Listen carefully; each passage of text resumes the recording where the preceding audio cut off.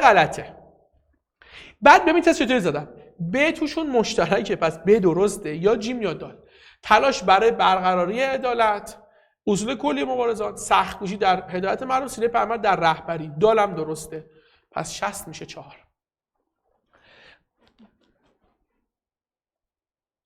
معرفی امام مهدی به عنوان آخرین امام و قیام کننده علیه ظلم چه پیامدی داشت؟ حاکمان بنی عباس در صدد بودن حضرت موعود را به محض تولد به قتل برسونن.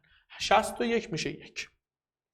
از آیه شریفه فلان کدام مورد دریافت می شود؟ قل من رب السماوات و الارض قل الله.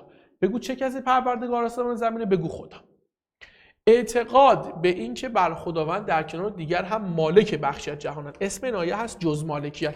پس مالکیت داریم غلطه. پرسش و پاسخ هر دو از خداست. پس روشن است که مشرکان خالقیت خدا رو قبول دارن ولی پرستش خدا و کمک خواستن از او و نفی شرک رو نمیپذیرن.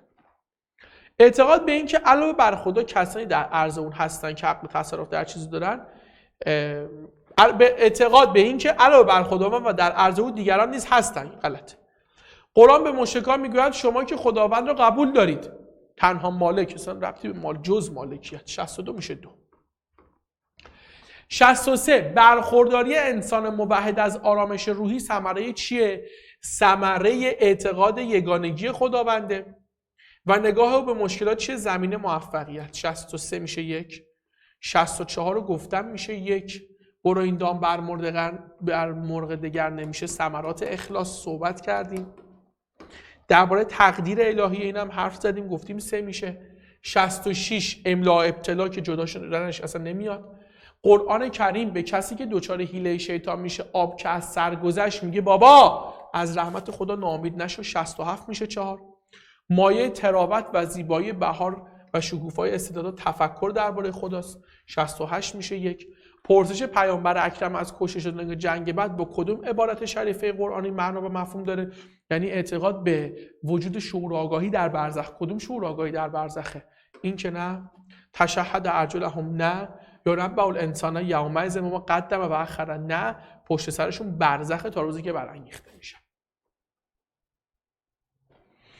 شرط رسیدن به سعادت تو کدوم بیان شده است؟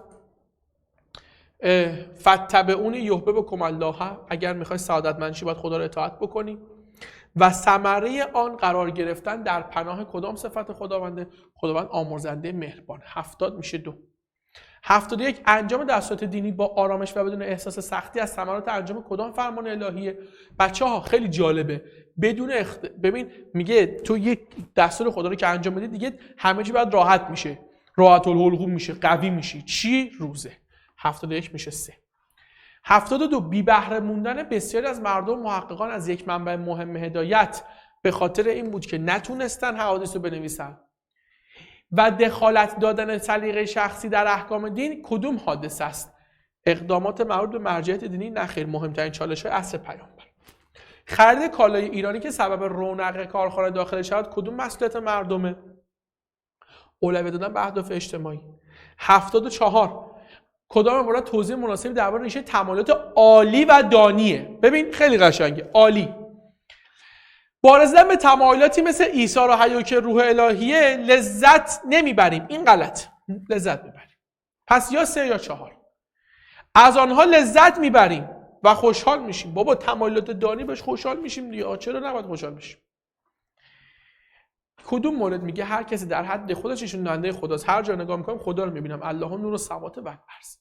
و اتمام تستای کنکور سال 99 بچه‌های گل انسانی. بریم انسانی. آفرین جاوشی خرابکاری کن. بریم سراغ بچه‌های انسانی. اون تستایی که مشترکه رو با هم دیگه بزنیم پودرزاسیون بکنیم. باز بگی چاوشی بده.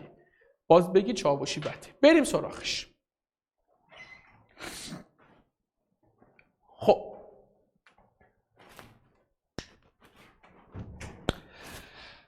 و ما خلقنا السماوات و الارض با کدوم مورد؟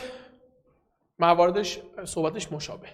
حق تعالی انسان ارزش داده؟ نه. میان هدف انسان به ویژگی به خاصش برمیگرده. حیوانات و گیاهان به صورت غریزی به سوی هدف ولی حرکت انسان بی هدف نیست؟ نه. در عالم یک چیز فراموش کردنی و اگر همه رو فراموش کنی و فراموش نکنی تو رو باک نیست. میان هدف انسان و موجودات تفاوت‌های بسیاری وجود داره که به ویژگی خاص انسان برمیگرده. هدفمندی انسان دیگه. نشانه گرامی داشته انسان از سوی خداوند چیه و جایگاه او در نظام هستی به چی برمیگرده؟ میگیم امدا شناخت سرمایه‌ها و توانایی‌ها و چگونگی به کارگیری اونها نشون دهنده که خداوند ما رو خیلی جایگاه خوبی داده. در بیت زیر کدوم ویژگی انسان اشاره شده است؟ جان بلندی داشت، تن پس آن که هیچ مشترکات رو میخوایم جواب. و من استغفر من الله حدیثا اثبات معاد تو را چندین پیامبر کرده آگاه. تجسم عمل انسان در قیامت کدوم واکنش بدکاران رو ببین. تجسم اعمال انسان چطوری به وجود میاد؟ صورت‌های وحشت‌زا و چگونه امکان انکار از میان